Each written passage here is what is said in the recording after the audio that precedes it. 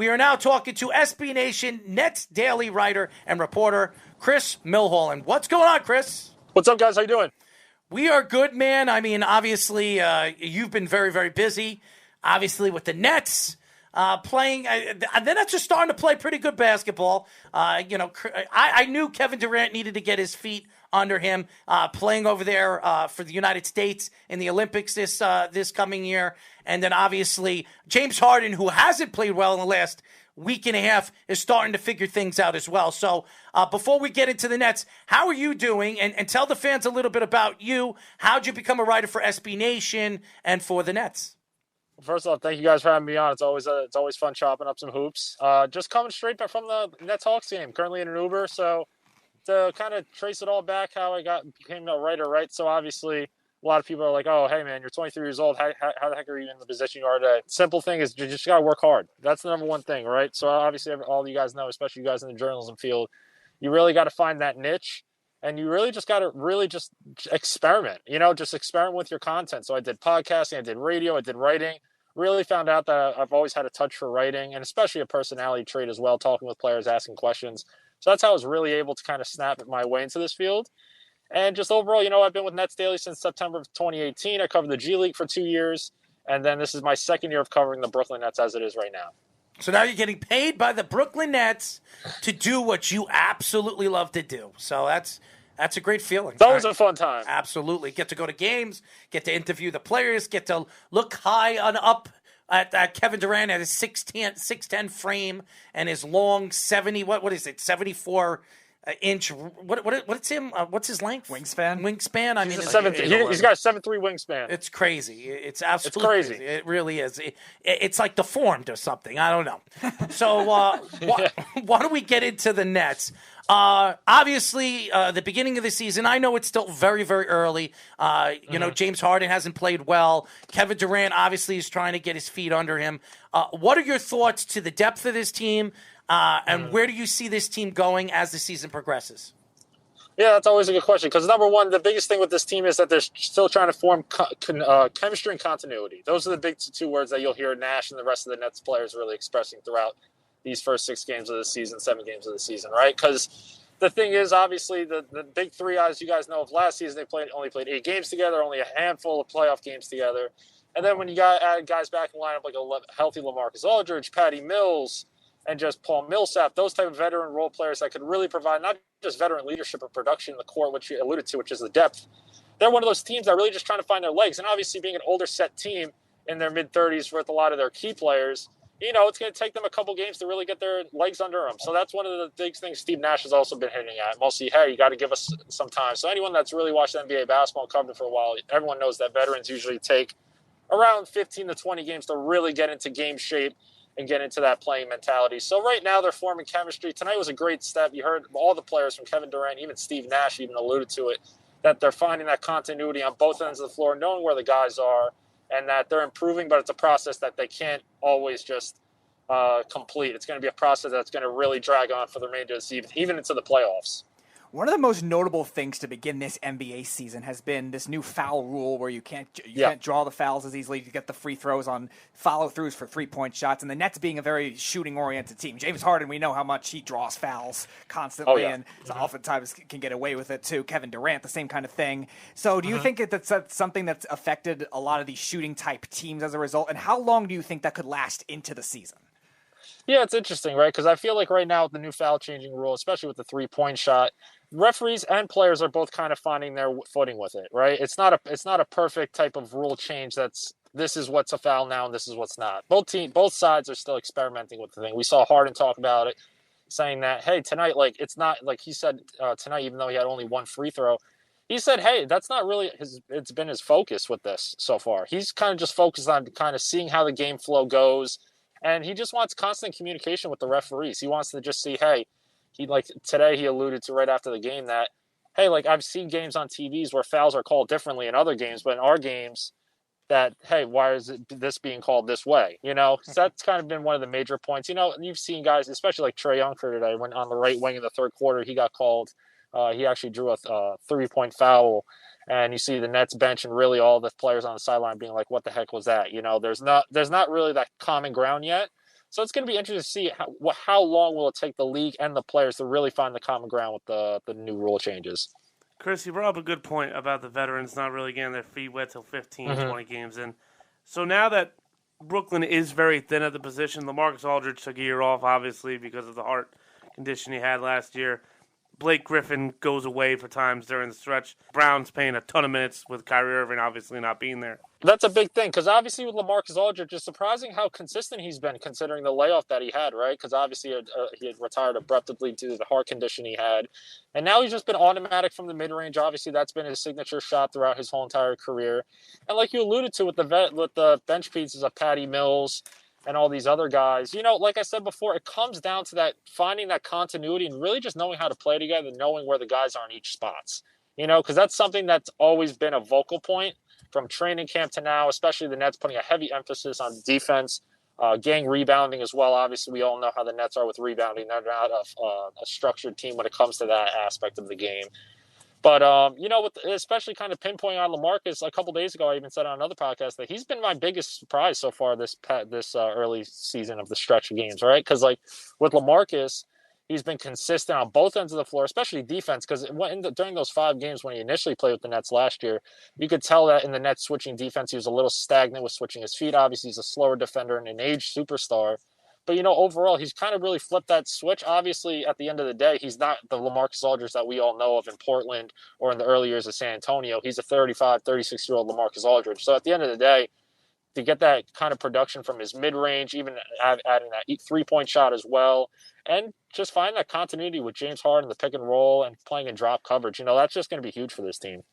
Go ahead, finish what you were going to say, Tyler. I was just going to say, obviously, with them being thin, do you think that they're going to have to go out and, they really can't trade because they're thin as it is, but do you think that there's a free agent that maybe that they're talking about bringing in if something goes wrong, or a guy in the G League that they can call up? Because when Claxton comes back, it'll be a huge boost. Yeah, when Claxton comes back, it's going to be a huge boost. And obviously, no one really knows what's going on with Claxton. He's been out with a non-COVID illness for the past 4 games. And last game, Steve Nash even told us that he's expected to miss the next 7 games or 7 days to 10 days. So his absence is obviously something that's going to be pending throughout the beginning of this 6-game road trip. But to answer your question on the free agents and whether they're targeting anyone, obviously it's a little too soon for that because they're still trying to figure out the pieces that they have.